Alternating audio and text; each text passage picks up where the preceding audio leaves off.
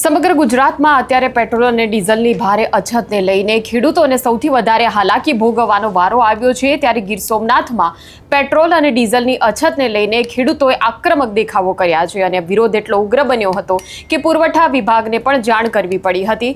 ત્યારબાદ પુરવઠા વિભાગે ઘટના પર શું કહ્યું તેની પણ વાત કરીશું આ વિડીયોમાં। નમસ્કાર, નિર્ભય ન્યૂઝમાં આપની સાથે હું મયુરી। ગીર સોમનાથ જિલ્લામાં પેટ્રોલ અને ડીઝલની ભારે અછત હાલ વર્તાઈ રહી છે, જેને કારણે પેટ્રોલ પંપ સંચાલકોની જે મનમાની છે તેની સામે ખેડૂતોનો ઉગ્ર આક્રોશ ફાટી નીકળ્યો છે। તો આ ઘટના જે છે તે વેરાવળ કોડીના રોડ પર આવેલી છે। સોનારિયા ફાટક પાસે એક વિકાસ પેટ્રોલિયમ કરીને એક પેટ્રોલ પંપ આવેલું છે કે જ્યાં ખેડૂતો સાથે પેટ્રોલ પંપના સંચાલકે ગેરવર્તન કર્યું, દાદાગીરી કરી અને તેનો આ વિડીયો પણ સોશિયલ મીડિયામાં વાયરલ થઈ રહ્યો છે। ત્યારે ખેડૂતો પણ રોષે ભરાયા હતા। રોષે ભરાયેલા આ ખેડૂતોએ કઈ રીતે આક્રમક રીતે વિરોધ પ્રદર્શન કર્યું હતું અને પુરવઠા વિભાગને પણ જાણ કરવામાં આવી। પરંતુ સૌથી પહેલા ઘટનાના દ્રશ્યો પર નજર કરીએ। વિકાસ પેટ્રોલિયમવાળા ફોરવ્હીલવાળા આવીને 70,000 રૂપિયાના ડીઝલ નાખી દે। અમે ખેડૂત લાઈનમાં ઊભા હતા, અમને હવે ડીઝલ દેવાની ના પાડે તો અમારે ખેતી કરવી કે બધું બંધ કરીએ। 500 રૂપિયાનું ડીઝલ નથી દેતો તો અમારે શું કરવાનું? આમાં ધમકી મારે કે નથી દેવાનું ભાઈ। કેટલા લાઈનમાં ટ્રેક્ટરો લાઈનમાં પડ્યા, આમ આગળ બતાવી કેટલા લાઈનમાં પડ્યા, અમે કેટલા હેરાન થાય।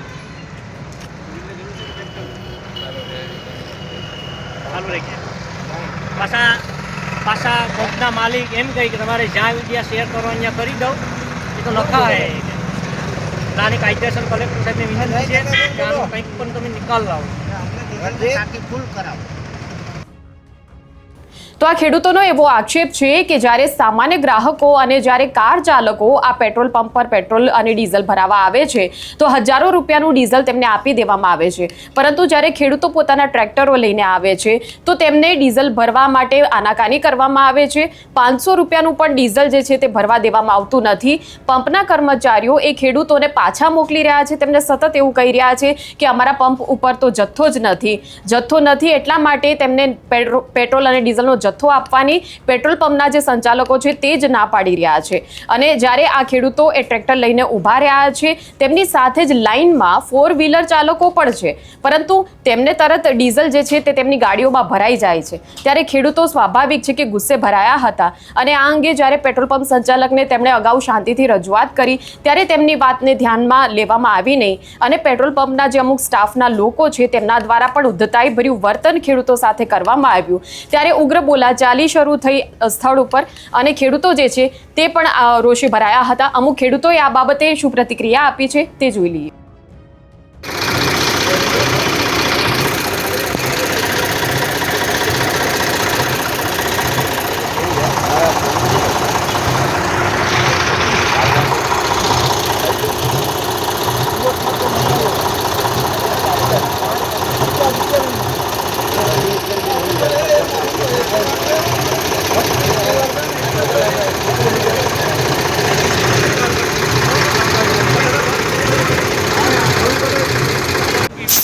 ગામ સોનારિયા વિકાસ પેટ્રોલિયમ સોનારિયા, જ્યાં હું ટ્રેક્ટર લઈને ઓર્ડર કાઢવા માટે ડીઝલ નાખવા આવ્યો તો મને નાખી દીધું નહીં અને મારી આગળ ટાટા હેરિયલ ગાડી વિડીયો પણ છે મારી પાસે, એને 1000નું 3 વાર નાખી દીધું। તો મેં સાહેબને ફરિયાદ કરી ઓફિસમાં, હું તો સાહેબ પ્લીઝ મને 1000 રૂપિયાનું નાખી દો, બાકી આ વિડીયો તમારા શેર કરી મને કે તારે જ્યાં શેર કરવો હોય અહીંયા શેર કરી દે, કલેક્ટર સાહેબને દેવો હોય તો કલેક્ટર સાહેબને દઈ દે, પણ હું નહીં નાખી કે અમારે નાખવું પડતું હોય એટલે 1 રૂપિયાનું નહીં નાખી, તારે જે કરવું હોય કરી લે અને જેને બોલાવો હોય એને બોલાવી લે એમ કહી અને તાળા મારીને નીકળી ગયા છે। એટલે મારી કલેક્ટર સાહેબને 2 જોડીને હાથ વિનંતી છે, આવા ખેડૂત માણસોની તમે મદદ કરો ને આવા લુખ્ખા તત્વોને સામે કાયદાકીય કાર્યવાહી કરો પ્લીઝ। કલેક્ટર સાહેબને નમ્ર વિનંતી છે, હાથ જોડો, અમને નાના માણસોને મદદ કરો। તો હાલ વાવેતરનો સમય છે, ખેતીના તમામ કામકાજનો હાલ સમય ચાલી રહ્યો છે, ત્યારે ટ્રેક્ટરો અને જે ખેતીના અમુક સાધનો છે તેને લઈને જે ડીઝલ જે છે તે ખેડૂતોને સૌથી મોટી જરૂરિયાત છે અને આવા સમયમાં હવે પેટ્રોલ પંપ સંચાલકો જો મનસ્વી વર્તન કરશે તો પછી ખેડૂતોને કેટલી હાલાકી ભોગવવાનો વારો આવશે અને ખેતી ઉપર સીધી અસર પડશે।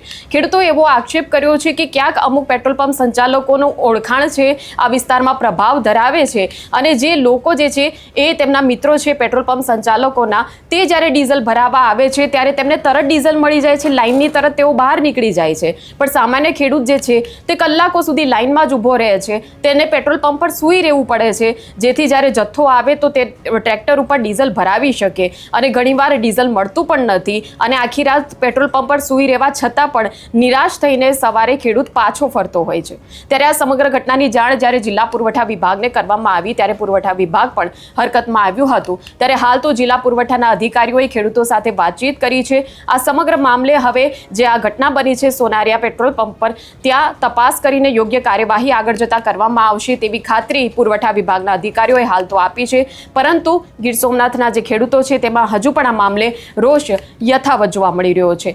ત્યારે આ મુદ્દે તમારું શું માનવું છે? જો તમારા વિસ્તારમાં પણ આ પ્રકારની સમસ્યા હોય તો ચોક્કસ કમેન્ટ કરીને અમને જણાવશો. આ પ્રકારના વિડીયો માટે આપ જોતા રહો નિર્ભય ન્યૂઝ. અમારી ચેનલને લાઇક, શેર અને સબસ્ક્રાઇબ કરવાનું ભૂલશો નહીં. નમસ્કાર.